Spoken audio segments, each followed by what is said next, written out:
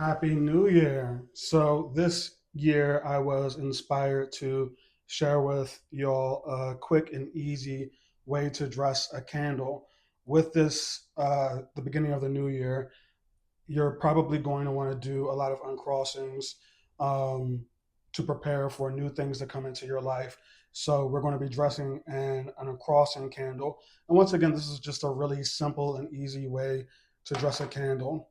So first off, you can get just a simple white taper candle from anywhere. You can get it literally from the dollar store, which is what I suggest at the beginning of your work because there's no need for fancy tools or extremely elaborate altars. Just use what you have.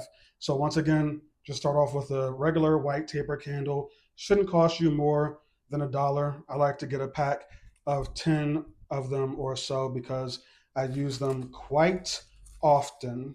And all you're going to need is, once again, your simple white taper candle and an oil that corresponds with your desired outcome or what you hope to manifest, or as the kids say, your intention.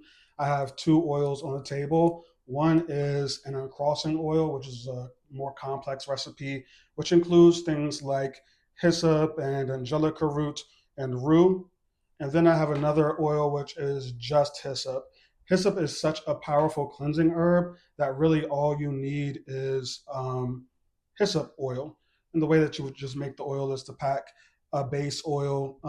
Traditionally, it is olive oil, but you can use any base oil and just pack it with hyssop and let it sit in the sun for a couple of months until the hyssop marries the oil. And next, you're just going to get a writing pen. I use fancy tools. A lot of other people use fancy tools, and I don't really want to be ruining all my pens. But if this is all you have, then this is all you need, okay? On your candle, you want to begin by carving in your first, last name, and date of birth. And this is just an example, so I'm just going to shorthand this so you can see it. And you may ruin the pen, but the results are very worth it. First, last name, date of birth, and then your intention. So for uncrossing, that would be cleansing, healing, blessings, love. You can write uncrossing, things like freedom.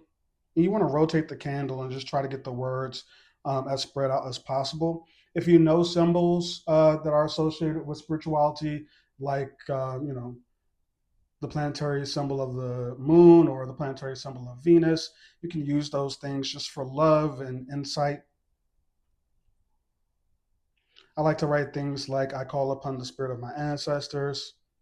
I'm asking for the intercession of my angels, so on and so forth. So after your candle is completely carved, and I do suggest that while you are carving the candle, your mind is focused and balanced on your intended um, uh, goal. So once again, this is uncrossing. So now that my candle is carved, I'm going to take my oil and I'm going to use hyssop because once again, I just want to keep this as simple as possible. I'm probably going to go back over it with uncrossing oil because I am not as simple as possible. And all you do is pour a little bit in your hand. Traditionally, if you are drawing something towards you, you're going to start with the middle of the candle. If you are drawing something towards you, you're going to wipe the oil from the top to the middle and then from the bottom up to the middle. So it goes like this. When it comes to uncrossing, you could be drawing blessings or you could be dispelling negativity. To draw something away from you, you're going to start with the middle and move the oil up and then from the center down like this. But I'm calling blessings, so I'm going to move it this way. So I am dragging the oil from the top to the middle and the bottom up to the middle, like so. And then you just take a moment to bless the candle with your intuition, as the kids say. What I'm doing is drawing energy down and up through the top of my head and through the soles of my feet.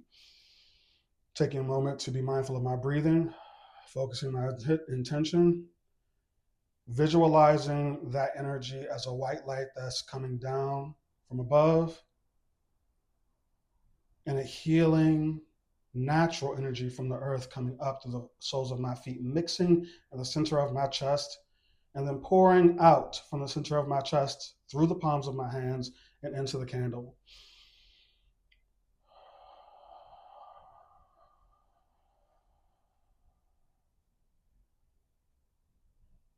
And since I do use the Bible as a spell book, I like to read Psalms 51, which is a very strong Psalms of Uncrossing.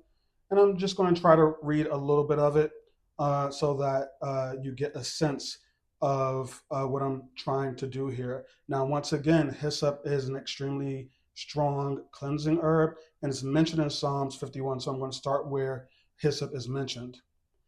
Purge me with hyssop, and I shall be clean. Wash me, and I shall be whiter than snow. Make me hear joy and gladness, that the bones which you have broken may rejoice.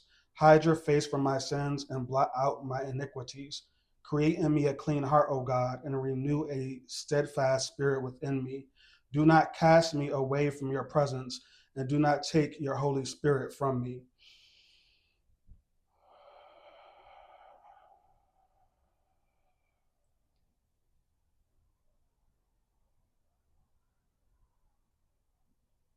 And you just want to pour that energy into the candle until you feel as if the candle is full. What that means for you is up for interpretation, but until you feel that the candle is full. I like to use a candle that I already have lit, and this candle doesn't need to be dressed to light the candle. I don't like to use matches or lighters. When the candle is lit, I take the candle in a fire safe dish. If you don't have just dishes to burn candles in, I suggest just getting a plain white plate from the dollar store as well. Shouldn't cost you more than $1. Oof. And pouring some of that wax or letting the candle melt onto the plate until you have a little pool of wax and attaching the candle to that little pool of wax. The candle should be able to sit upright on your plate after that. And I just want to requiet my mind, focus on that energy, and just have a little personal time of prayer.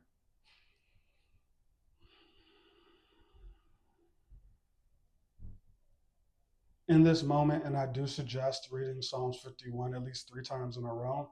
Psalms 51 is a wonderful Psalms of cleansing because it acknowledges your humanness, and you are, while asking for release from any negativity, you're acknowledging that you are not any less holy, any less blessed because you have made mistakes in your past.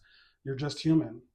This year, I want you to focus on that you are just human and that you are going to make mistakes, but you do have the power that's been given to us by our ancestors to cleanse that all away. Happy New Year.